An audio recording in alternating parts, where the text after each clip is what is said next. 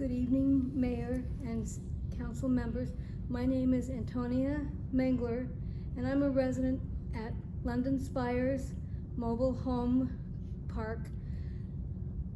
I am here tonight because the residents in my community have experienced 3 rent increases and soon a 4th to happen in the past 3 years, with jumps as high as 8 and 9% each year. Many of us are seniors on fixed incomes, and these increases are far above what is allowed under state law and our local rent stabilization protections. These increases are putting people at risk of losing their homes and their stability.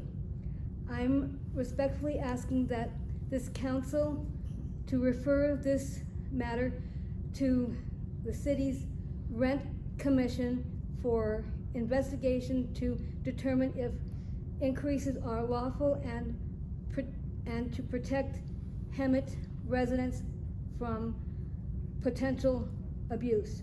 We are not asking for special consideration, but fairness, transparency, and enforcement of the laws already in place. Thank you for listening and supporting us with the residents of Hemet who simply want to stay in our homes. Thank you.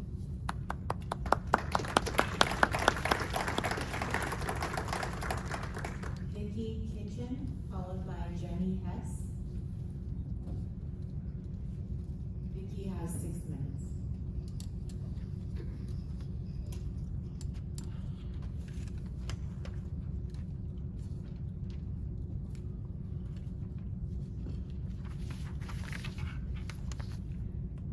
Good evening, Mayor and council members. My name is Vicki Kitchen, and I'm a resident of London Spires Mobile Home Park. I've been a resident for over 12 years. Like many residents who moved in before 2021, I have a month-to-month lease. For the 4th time in 4 years, we're facing another rent increase that will make it difficult to meet our monthly rent. London Spires is an owner-occupied mobile home park with a total of 165 spaces, and approximately 150 spaces are occupied. Ownership of the park changed in early 2021, and the first rent increase was 5%. 3 years before that, it was 3%. Since then, the increase has been 9%, 8%, 9% again, and we just received notice of the increase of 8.6% to be effective January 1st, 2026. The proposed increase will mean a jump of around $59 per month for most residents. The Social Security increase for 2026 is 2.8%, a dollar increase of approximately $33 more per month. Most of us are seniors on fixed incomes, and we cannot afford these large increases. When the ownership changed, 2 other mobile home parks were also bought: Jackson Mobile Home Park on Elk Street in Hemet, and Pueblo Sereno Mobile Home Park in San Jacinto. I do not know if the residents of these mobile home parks have been affected in a similar way. What I do know is that there are rent increase limitations under Civil Code 798.30.5 for mobile home parks located between 2 incorporated cities. It states the management cannot increase the gross rental rate for a tenancy in a qualified mobile home park by more than 3% CPI, plus the percentage change in the cost of living, or 5%, whichever is lower, over any 12-month period. The restriction applies to rent increases occurring on or after February 18, 2021, and the code section is operative as of January 1, 2022. Many residents in California receive Social Security on a fixed income that is significantly below the cost of living in California. According to the UCLA Center for Health Policy Research states 30% of older students 65 plus in Riverside County don't have enough income to meet their basic needs. A single older adult who rents in Riverside County needs at least $32,928 per year to meet their basic needs. While you cannot help the seniors in London Spires be able to meet their needs, you can see the potential for elder financial abuse if an unfair rental increase is happening.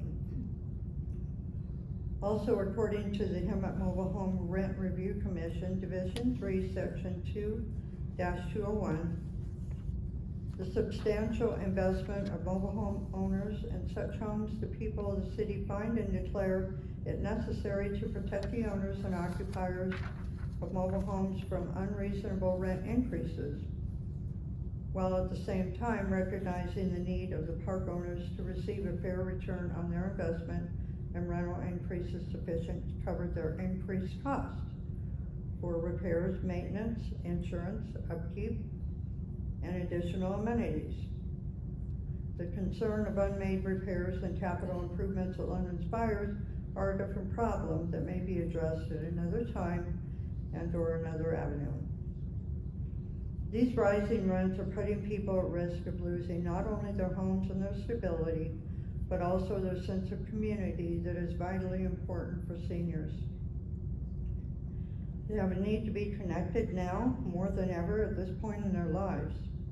Many are without families, and even though they own their own home, have nowhere to go if they cannot pay their rent and are unable to afford to move out. I'm respectfully asking this council to refer this matter to the city's rent commission for investigation to determine if the rent increase is over the lawful limit. We love our community and we just want to be able to stay in our homes. Thank you for your time and helping to protect the residents of Hemet. All done? I'm done. Next speaker we have is Jenny Hess, followed by Clinton Hess. He's given me his minutes. He has to, he's my husband. Good evening, City Council.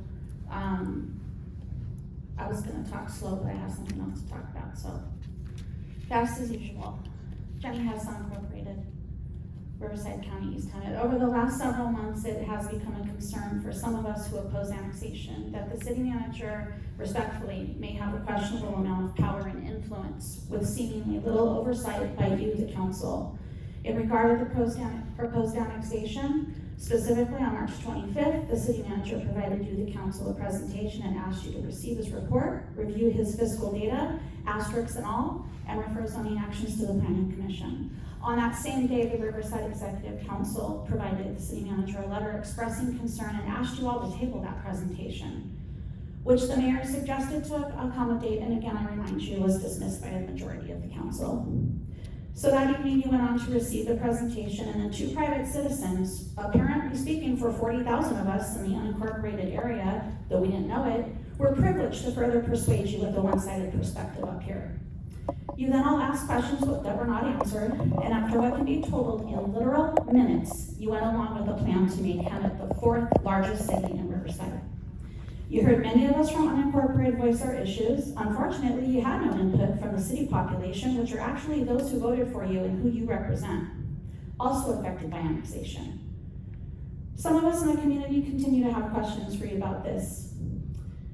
Did you all take an oath to your constituents or to executing the city manager's agenda, or a doctor's agenda, or a small private group of citizens' agenda? Did you know the entire aforementioned group were engaging on the topic of annexation months prior at a private residence, which can only be labeled as shady and obtained through public information requests? Why would you allow anything to progress on March 25th when your questions were not answered, still have not been answered? Do you understand the impacts of an annexation? Why didn't you agree to table the item, demand reasonable time to engage with your community and explain what an annexation actually is and help people understand if they even live in the city or county limits?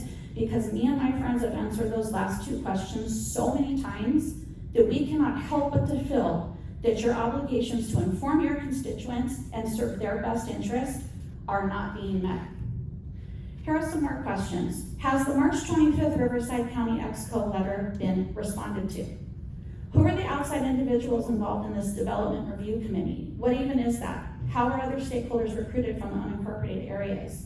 Have you seen the plan of service from the applicants? Will you? When? What are the actions on that plan of service? Will you do your due diligence, read every single page, and can you question the content or say no to anything that doesn't make sense to you? This one's rhetorical.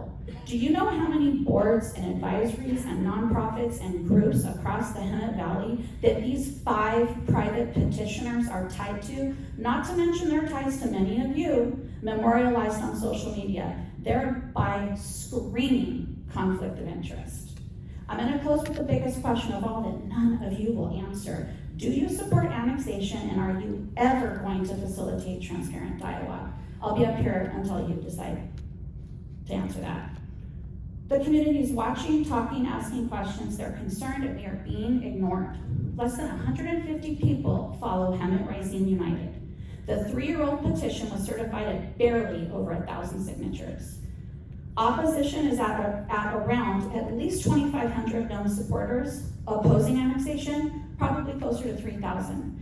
Remember those numbers at election time, but more importantly, when making important and ethical decisions that require integrity and that may impact generations beyond even your lifetime. I will continue to show up here to ask you to do the right thing. I'm infuriated seeing this mobile home park here with us tonight, because I spoke to Mr. Prestwich in that parking lot out there with Mr. Graham in July, and we specifically talked about one of our concerns with annexation was that the ordinance number 772 from the city of Hemet, which is not rent stabilization, it's basically protest. Well, let's see. I was 4 years old when this was written and released, and I'm old. The year starts with 197. I really hope you do the right thing again, ethically and with integrity for the group of people behind me. We talked about this. I was told that you guys, you admitted you needed to look at it. You admitted that you needed to do something about it. I never heard again from the email I sent you. So now I'm just more pissed off than ever. Have a nice night.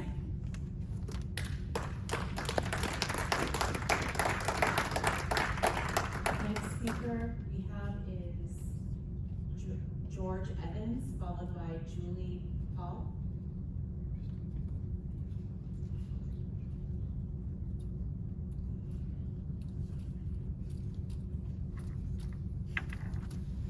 Thank you, Council, for the 3 minutes. First and foremost, I want to commend the Exchange Society organization for the flags and our mayor and mayor pro temp for being out there helping on Saturday. We also are going to need help this Saturday to take them all down, so it'd be great if anybody can get out there at 8 a.m. Again, I also want to commend the chief's report of the police department, the last meeting. Awesome to see the crime rate going down. 285 officers nationwide, 30 of them resulted in fatalities, have been shot this year alone. The number is coming down, but we need to reduce that even more. Yesterday's program for the Veterans Program, again, mayors, Joe, it was nice to see you all out there. It was a beautiful program, well done. I really appreciate it. Now on the negative standpoint, I did a photo shoot recently, a couple weeks back, just around the City Hall. And for the city manager to make $285,000 a year, I don't think he looks outside his window. Because all the properties around City Hall are vacant, massive buildings. The parking lots are dumps. This needs to be cleaned up. Again, I am 1,000% against the annexation project, and I hope you are too. Because the city is a beautiful city. Our community is very diverse with its different availabilities. And it should be left the way it is. Handle your backyard first, which yous are doing. Yous are making strides. I totally agree. Okay? clean up your backyard before you try to take on more property, more land, and more growth. This town, to go from my house to Winco takes me 30 minutes down Florida Avenue. That's absurd. What's it gonna be when they wipe out orange groves and things like that? You know, these are things that we don't need currently. Maybe in the future, 10 years, 20 years, I don't know. But I am opposed to the annexation 1,000%, and I will commend you on the goods that you do, but I also will stand strong against the annexation. Thank you, and thank you for all you do. Good job, Mayor. Next speaker, Julie Paul, followed by Andrea Mars. Good evening, Mayor and Council. What's left of you? I'm Julie Pauley, and I wanted to come and introduce myself. I am the new Government Affairs Director for the Southwest Riverside County Association of Realtors, SRCAR.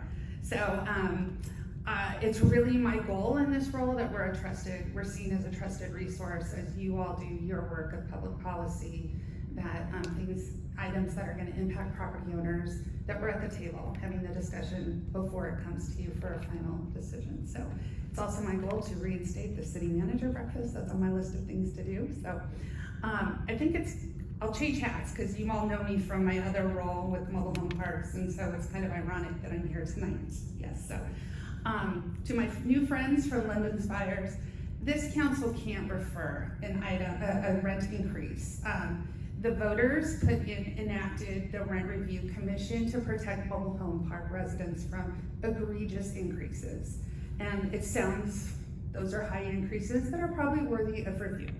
But they need to turn in the petition and follow the guidelines to meet the legal requirement. This council has done its job by making sure that that commission is populated with commissioners that can review an application once it's brought forward. So all of the mechanisms are in place for that to be reviewed, so I hope that they will do that. I will also hand out my card because they need to be aware of the park owner funded MET rental assistance program. Nobody should be displaced because of a rent increase, and this is a safety net for anybody that find themselves not able to afford rent. And it does happen from time to time, especially with long-term residents. They can outlive their savings, or a death of a spouse can really cut a Social Security income. So that's what this program is for. It's a bridge to Section 8, and we want to be a resource to those folks. So I'm going to leave my card with them, getting hooked into that. So, all right, thanks all.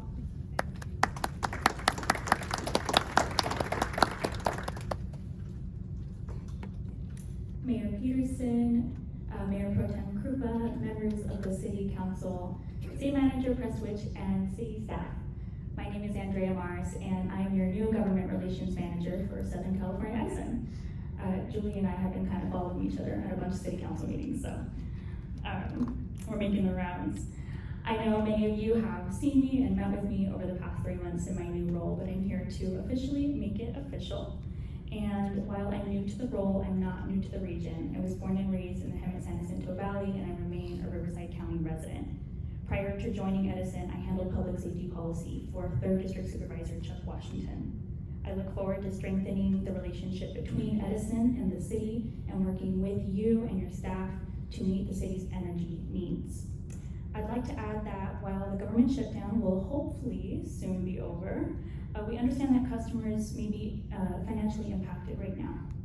Any residential customer who needs additional time to remit payment on their energy bill is encouraged to contact Southern California Edison Customer Service Team at 1-800-655-4555 to discuss payment options. This can look like a lot of different things. It can look like deferment of payment, installation plans, waiver of the 20% deposit for extension, and no late payment charges. With that, I've left my cards with the city clerk, and I will thank you all for your time. Speaker we have is Stephen McPherson.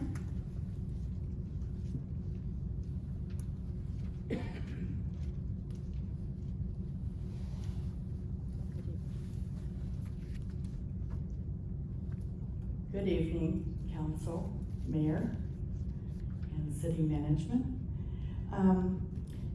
I have a question regarding, and I know you cannot say much, but maybe you could say yes or no, regarding item 5A, which uses the government code 54956.9 regarding closed session matters. When a person has named themselves in a possible lawsuit, or there already is an active lawsuit already filed, the name is there, and I may be far off, but I like to ask questions. I'm a seeker of knowledge. I'm wondering if that has anything to do with case CVME 2512310, filed on October 8th by the so-called whistleblower Lionel Martinez versus the City of Hemet, and whimsically used an attorney from a law firm called the Simon Law Group. There's also another one, I was wondering if it could be CVME 2508528, filed in July by a Crystal Solis versus Wildan, an outsourced company that we use for plan reviews, and has recently amended the complaint to add the City of Hemet. I was just wondering, or if either of those might have been relevant to 5B. Probably not, but just curious. Okay, thank you.